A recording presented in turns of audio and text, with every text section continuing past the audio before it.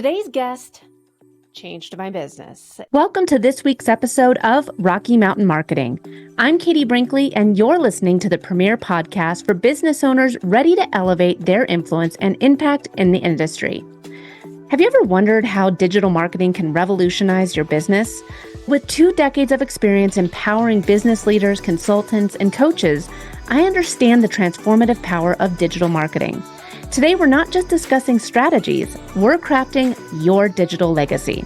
In each episode, we'll dissect the trends, strategies, and insights that are shaping the future of marketing. You'll walk away with actionable knowledge to thrust your business forward and stories of local enterprises making a global impact. Are you ready to turn insights into action?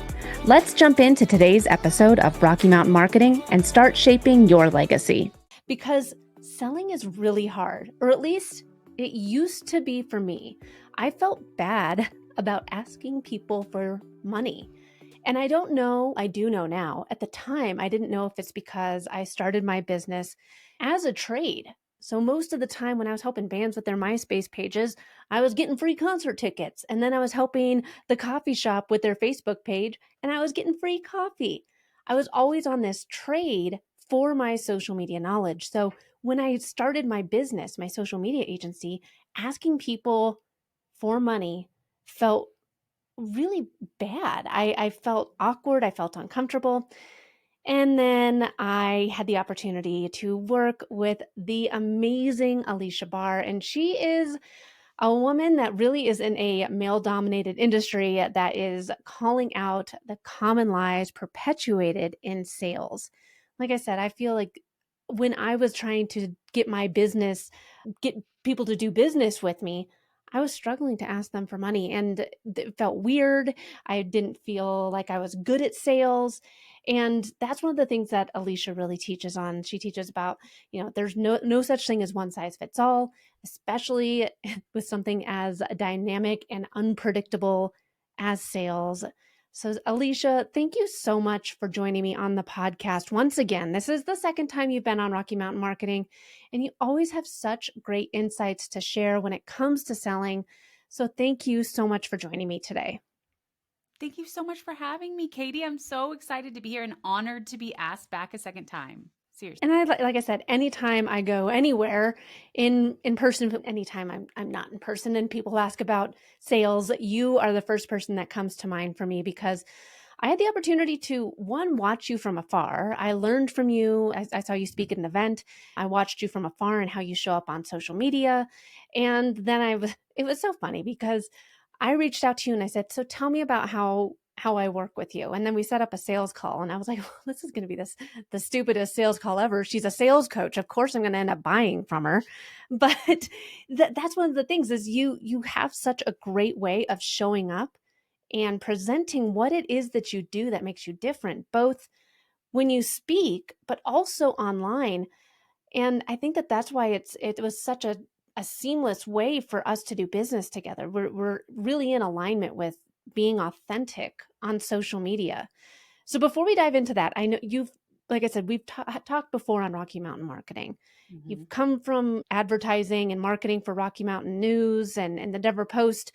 So if people want to hear about your backstory, please go listen to the first episode with Aleasha. But today I really want to get into a lot of the nitty-gritty of being a better salesperson and making sure that those social media efforts, that online presence, translates so that you can have those easy sales conversations when you hop on a Zoom or when you pick up the phone. Yeah, absolutely. And the reason that we got on a call, Katie, is I wanted to find out if we were a fit. I knew that I had heard you speak before and I had seen your content too, and you seemed really cool, but I wasn't sure what was going on under the hood. So I got to make sure before I can tell you I'm definitely going to be able to help you with your sales, like what's the situation? And that applies to my whole philosophy is if it's a fit, it's a fact, and there's no selling involved. It's such a great little trade. I hope you have that trademarked or that tagline trademarked, because it's wonderful. And that's exactly it, Aleasha. If it's a fit, it's not going to feel like you're having to be salesy. Right. It's just, okay, these are the expectations you have. This is the situation you're dealing with. This is what you've tried before. I can see why it didn't work. So I know exactly what to do to get you the result. So it's a fit. And we also really get along. So, it makes it easy to move forward at that point. And there's not really any convincing that you have to do, especially if you're able to tell somebody, if this was your situation, then I could not get you a result. And this is one of the things too, Aleasha, that I think, going with your tagline, it makes it so that you're not feeling like you're selling to the wrong prospect. You're almost vetting the prospect as much as they're vetting you.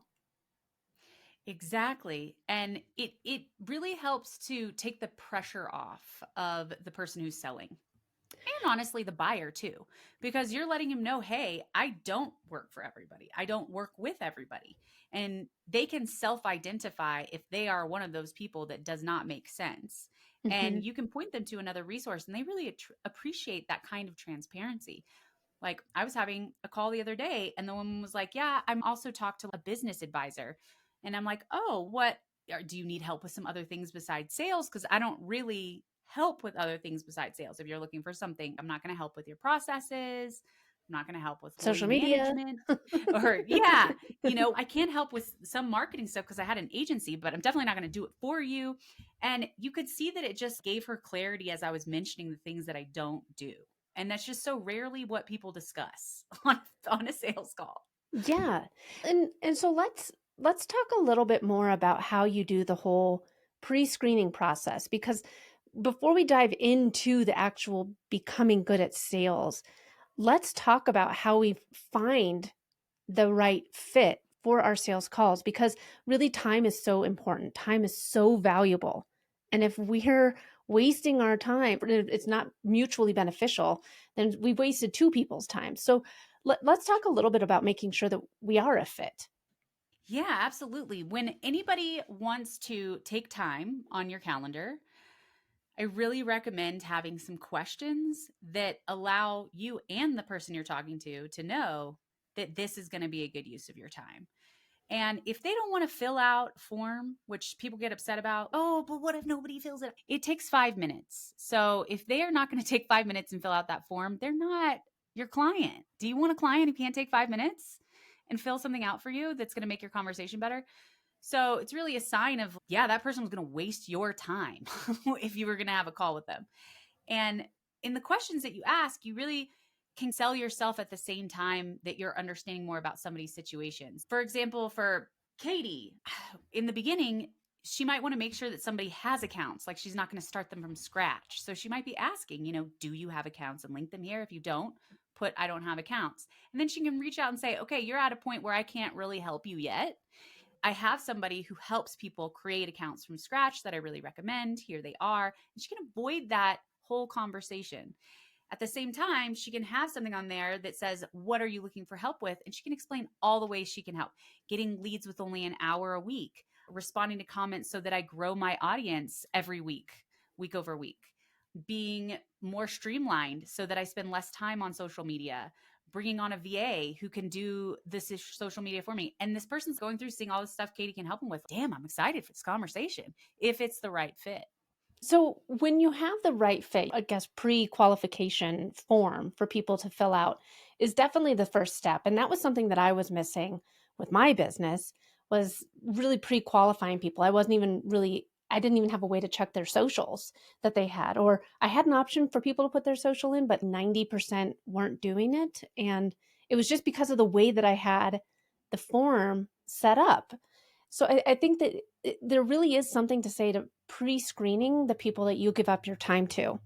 And Aleasha, before we dive into what to say on a sales call, I do want to just bring up Alex Hormozy.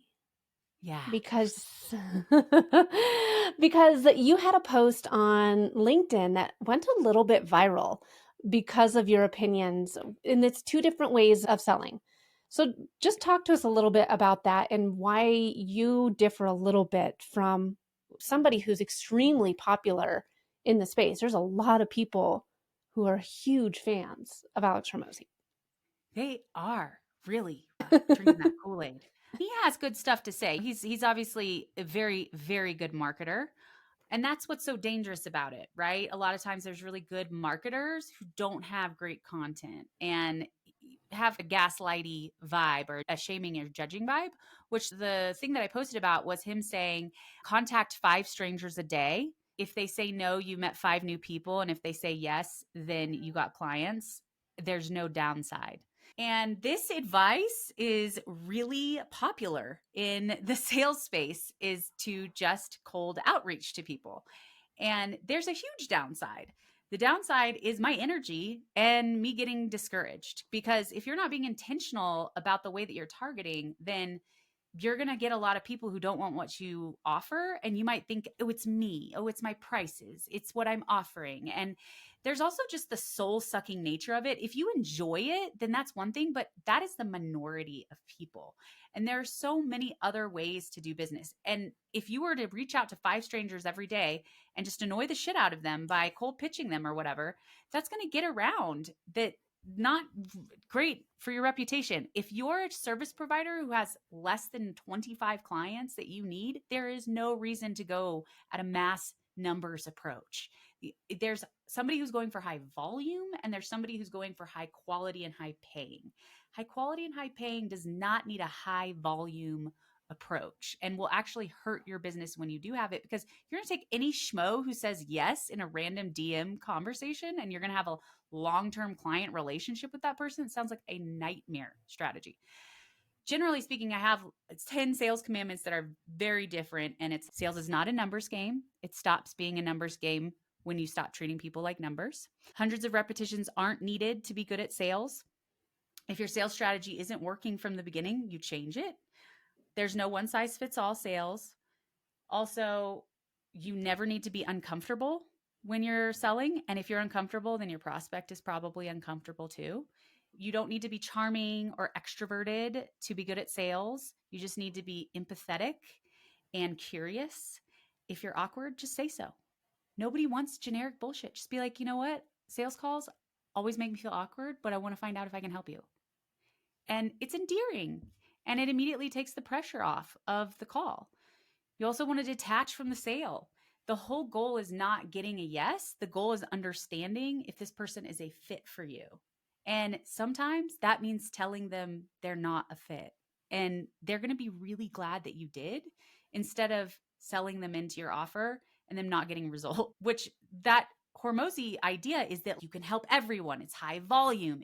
The only goal is a yes. The only criteria for a client is, do you have a working credit card? And for people who have smaller businesses and relationships with their clients, that is a strategy to being miserable in your business. I love that so much, because it's so in alignment with what you teach and what you help your clients with, because it is true. I don't know. Now I guess I know who's that behind the cold DMs, because I can't stand them. It is getting really bad. It was just LinkedIn. Now it's on Instagram. I'm like, hey, I made you a short video. Do you need help with your short form videos? I'm like, obviously I don't. I have a social media agency. If I wanted more, I could make more. But that's just where you're not doing any research on who your outreach. It is a waste of time. You know very well.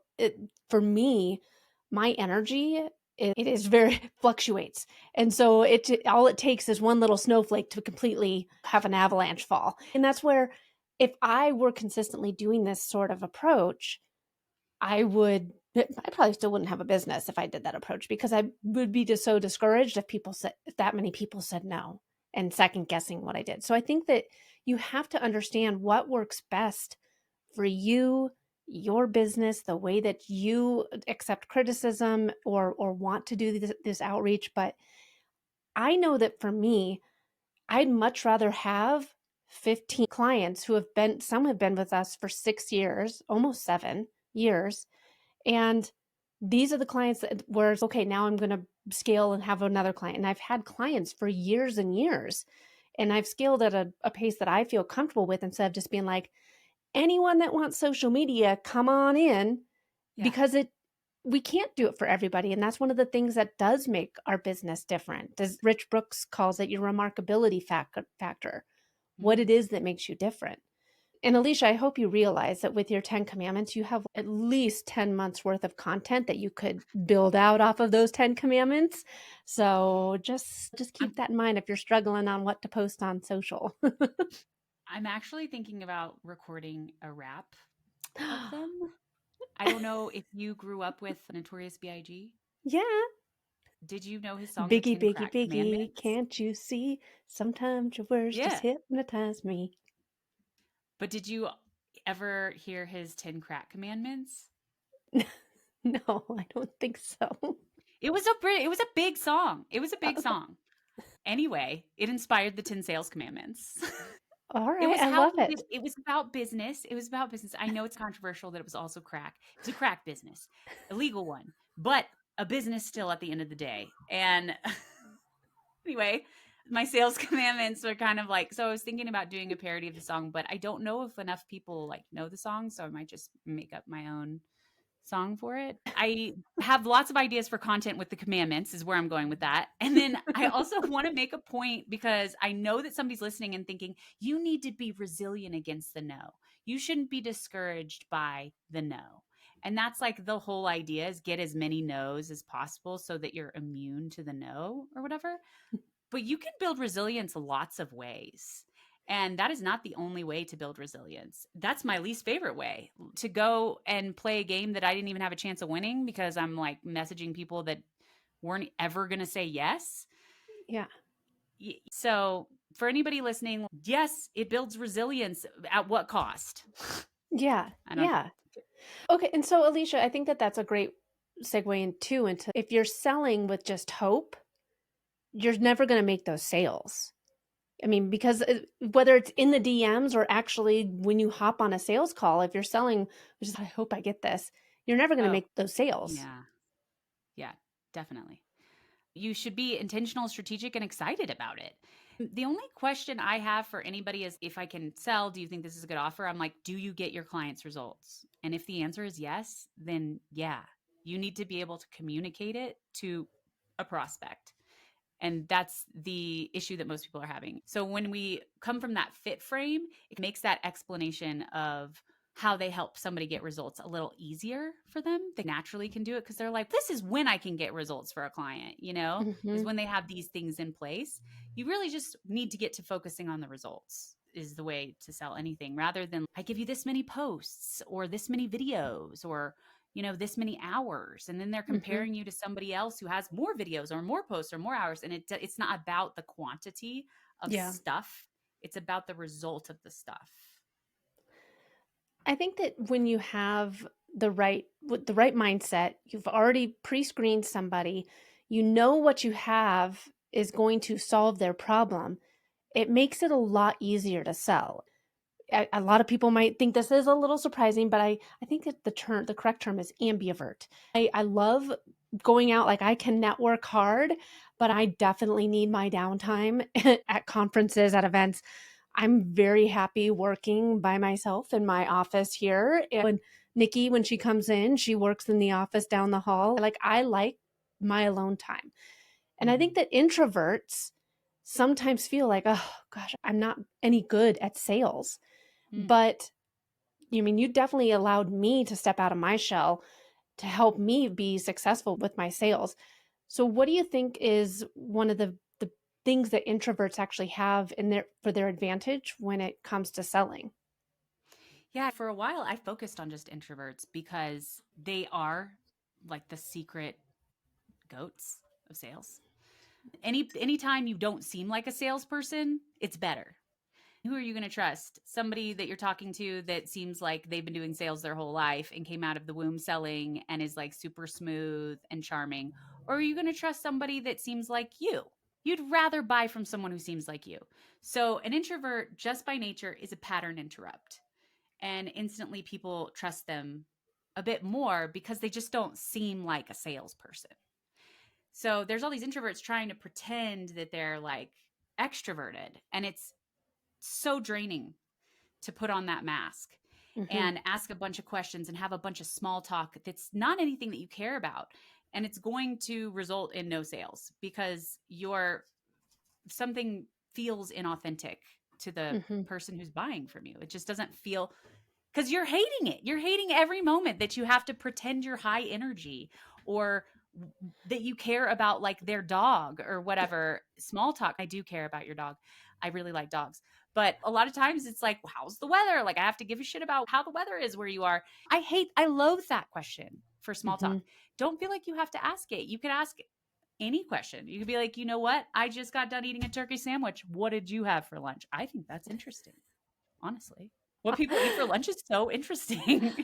It is. Just in case anyone's interested, I've been trying to meal plan more. So I had half of a grilled chicken, some corn, and some sweet potatoes, roasted sweet potatoes. So getting, Delicious. I'm trying to get better because I love DoorDash. DoorDash, if you're listening, we do have availability for sponsors of the podcast. But, and I think Working that that too, trade. I know, yeah, work the trade. Yeah. This too, I do think, Aleasha, okay, so we've talked about how it's important for, well, being a good listener, the pattern interrupt of an introvert, knowing what it is that it solves someone's problem. So I think that you have to know what it is that really makes you different and how you can help somebody. Because if you're just trying to say, oh, yeah, I can do that, then you're not going to be able to stand out. And it's going to be probably a little bit harder for people to say yes on the call of doing business with you. Doing that pre-screening of ensuring that this is the right person. It's a fit because it's a fact. And if there's no selling involved. And then also not going down the bro marketing path of just cold DMing a bunch of people and hoping that one says yes. If we've done all this, it's finally come time for the sales call. How long do you think that we should be spending on these sales calls? Should we allow 30 minutes on our calendar, 45, an hour? Should we what is a good amount of time to trying to make sure that our time is maximized and our prospective clients' time is maximized as well? That is such a great question. So it really depends. Definitely no longer than an hour. The only reason it needs to go longer, I think you could get it to 30 minutes. The only reason it goes over 30 minutes is usually because you're having to do some form of education at the same time that you're selling. And it just takes extra time to do that. And it's a lot to ask out of one conversation for somebody to become educated and then understand why you're a better choice than someone else. So a lot of times I will recommend to send out something before the call, like a video that kind of gives them the education they need to know before talking to you. So I'll send out now my command. This is how I'm different, because I was spending so much time explaining what is different about me that I couldn't talk about the person's situation and how I could help them. So Katie could send out, look, this is how we work. We need a minimum of 3 months, to dial in something and do some trial and error and figure out what works.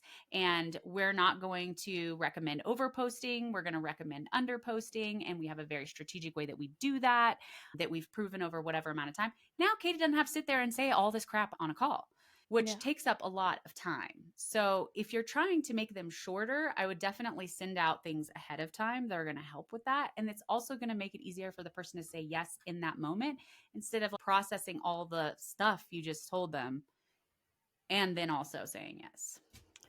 Now, one thing I think I've been seeing more of lately, and I haven't even talked to you about this at all, so I am really excited to hear what your insights are on this, is paid sales calls.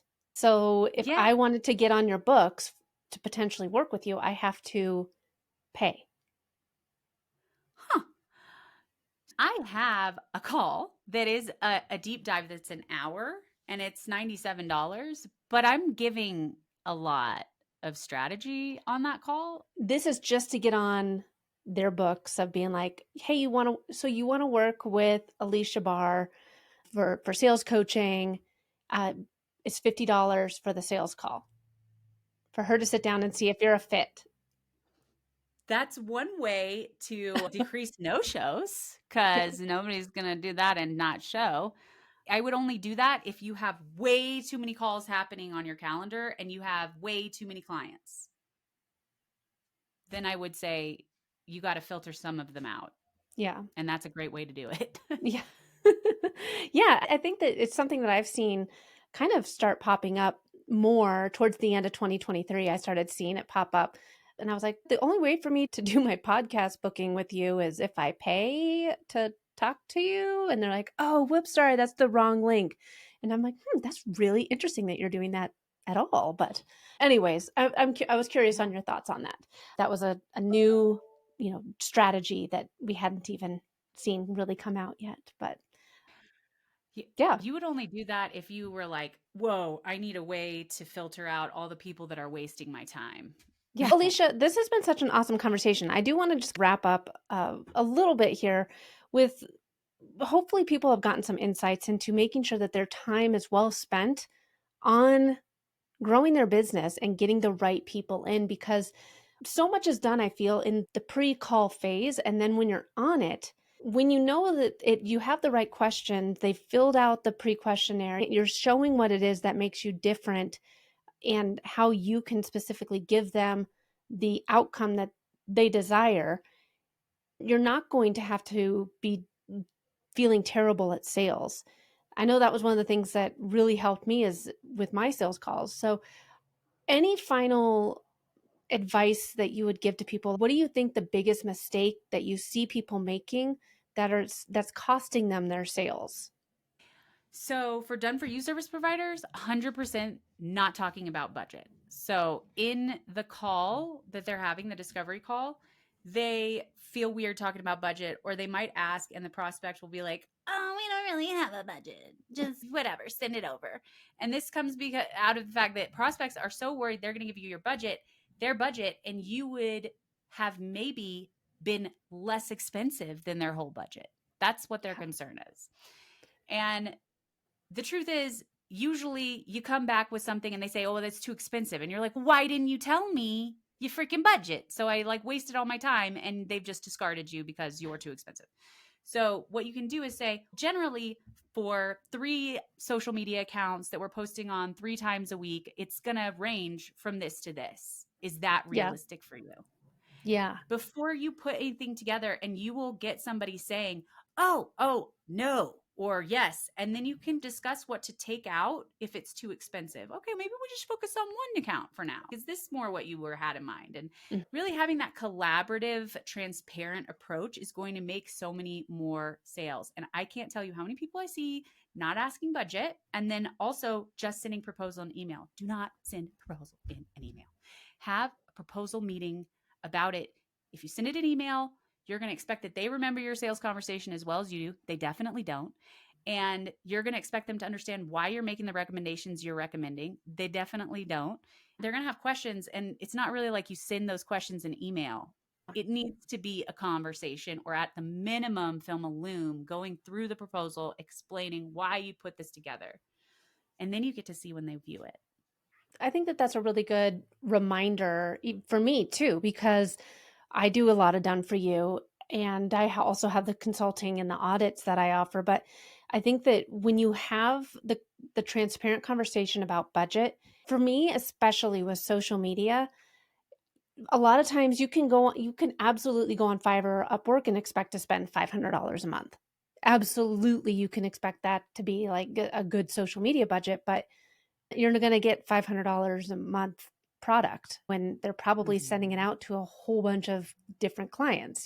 It's the cold DM approach. So I think that you have to know what the budget is of the person you're speaking to and what their time frame is.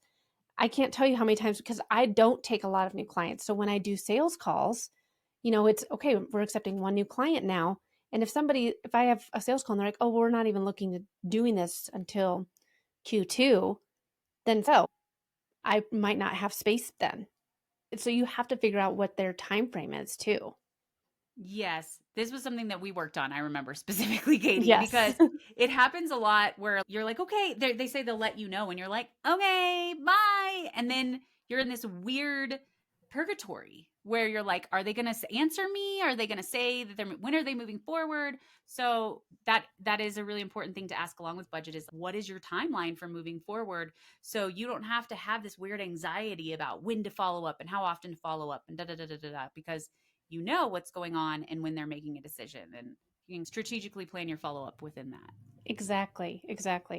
Aleasha, you are one of my favorite people on the planet, and not just because you changed my business with your fit or fact sales teaching and sales method, but you are just always so much fun to be around and you always make me laugh. So thank you so much for joining me on Rocky Mountain Marketing today. If people want to connect with you, they want to learn more about what you offer, you have a great podcast, so they should listen to your podcast. Sales is not a dirty word. I'll let you talk about it. Yes. So if this sounds like something you're looking for that you think could feel aligned for you in your business, I would check out my podcast, Sales is Not a Dirty Word, and specifically the episode, How to Sell Like a Natural. It really lays out the approach, and you can see if it's something that feels like it would resonate with you. Awesome. And you're very active on social media. You have a great Facebook group, also titled Sales is Not a Dirty Word. So be sure to connect with Aleasha, join her Facebook group. That's how I first got connected with her. You have so many great tips and strategies in that free Facebook group. So if you just want some free advice, be sure to join there, listen to the podcast. And if you're ready to change your business, absolutely give her a call, because like I said, she changed mine. So thank you again, Aleasha, for coming on the show today. It's always a pleasure sitting down with you. Thank you, Katie. I feel the same way. Thanks so much for listening to this week's episode of Rocky Mountain Marketing. I hope you're leaving with valuable insights and the inspiration to lead your market. If you've enjoyed our time together and found today's podcast episode useful, I have a small favor to ask of you. Please hit that subscribe button to stay updated with the latest episodes. And if you know someone who could benefit from these episodes, maybe a fellow business leader or an aspiring entrepreneur, go ahead and share this episode with them. Let's spread the knowledge and grow together. Also, I'd love to hear from you and continue the conversation beyond the podcast. Visit me at katiebrinkley.com to connect, to find more resources, or just to share your journey. And be sure to pick up your copy of my new book, The Social Shift, at katiebrinkley.com/book. Thanks again for tuning in. I'm Katie Brinkley, and I can't wait to dive into more strategies and stories with you on the next episode of Rocky Mountain Marketing. Let's keep on taking your marketing to new heights.